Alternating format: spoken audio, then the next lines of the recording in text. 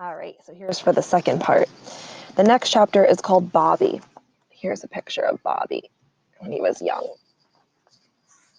Bobby was baby number 5. He sat in the playpen happy as pie, like he had no idea what was coming, which of course he didn't. How could he? How could any of us? Bobby seemed no different from the rest of us. He ate, slept, played, argued, laughed, watched TV, took baths, rode the school bus, complained about having to go to church, but he wasn't like the rest of us. Bobby never got a chance to grow up. In his last year of high school, he was killed in a car accident. When he was little, I remembered walking into the kitchen and seeing his head through the slats in the playpen. The front of his shirt was soaked with drool.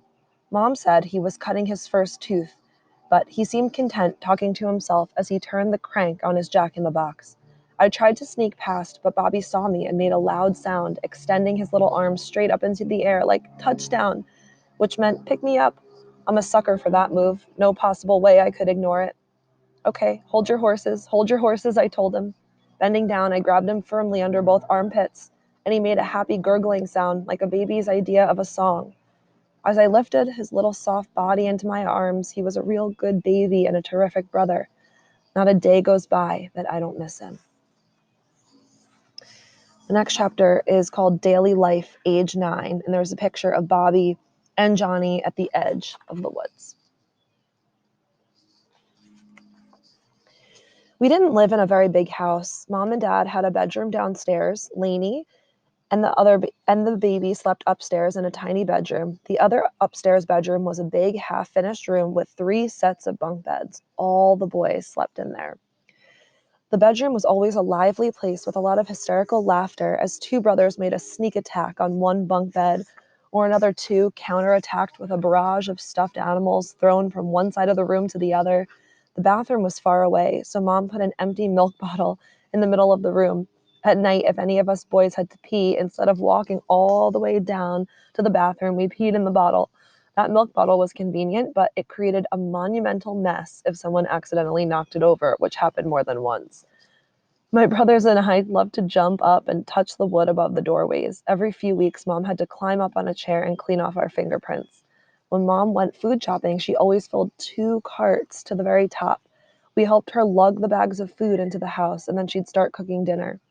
One night, she served everybody, but by the time she finally sat down to eat, all of us had finished and were ready for dessert. Mom did not look amused. This is not going to work, she hissed slowly. The next night at supper, we started a new routine. All the kids had to wait, folding our hands, until she finally had a chance to sit down. After Dad said grace, we were allowed to start eating. 10 minutes, Mom reminded us, when the meal ended, and we knew what that meant. Everyone pitched in to clean up from supper. With so many hands working together, we could always make the kitchen look spotless in 10 minutes or less. With such a big family, Mom and Dad created a lot of rituals like that to keep the family running smoothly. But some of our rituals were a little odd, like when Mom motioned us to the living room and told us to snick up the rug. "Oh, Mom," Jimmy moaned. "I want to go outside." "Come on," she'd said. "It won't take 5 minutes." At that word, snick, each of us got down on all fours and started picking up tiny bits of dirt, dust, and lint from the rug. I grabbed a piece of dirt, tucked it neatly into my palm, and scooted forward to pick up some more. Everyone helped. Even the baby pitched in. With so many kids plus Mom, it didn't take long before the rug looked nice and clean again. The same ritual took place every night, and I never gave it a second thought. It's not as if we were poor. We had a TV and a car. We had a vacuum cleaner too, but for some reason we never used it. At the end of the day, instead, we snicked. And I figured that the same thing must be happening in every other house in town. Mothers and kids getting down on their knees to snick up the rug before Dad got home from work. Okay, the last chapter I'm going to read today. A pox upon us all.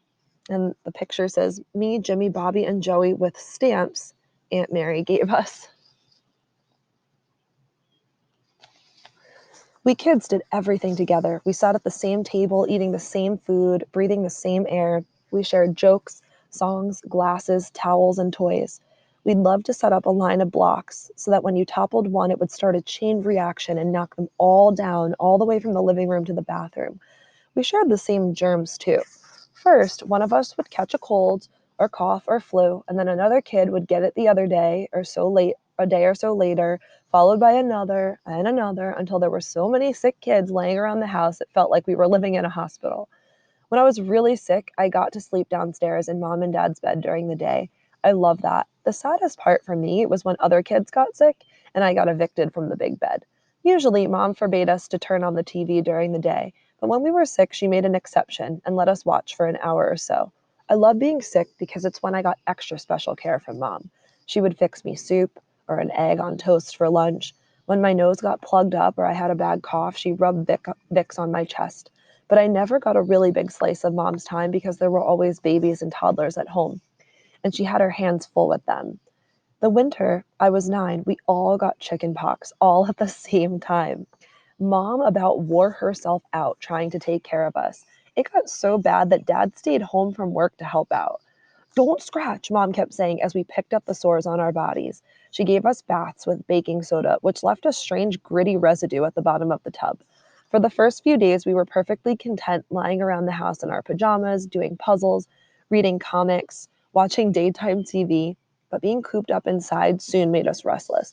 We needed an outlet for all of that pent up energy. Mom took the baby to the store to buy some food. The instant she drove away, we started racing through the house, yelling at the top of our lungs, having wild pillow fights, completely forgetting that we were sick. When mom came home, she scolded us for messing up the house. The next day, our muscles hurt, and mom said that we used them too quickly after being sick for so long. The chicken pox lasted more than a week. Eventually, we were healthy enough to go back to school, but 2 weeks later, we were all sick again. The six of us could do nothing more than lay in our beds, limp as rag dolls. I had a headache and an earache, plus, it felt like there was an achy fire in the joints of my shoulders, arms, and legs. The doorbell rang. I felt too weak to go answer it. A man's voice boomed through the front door.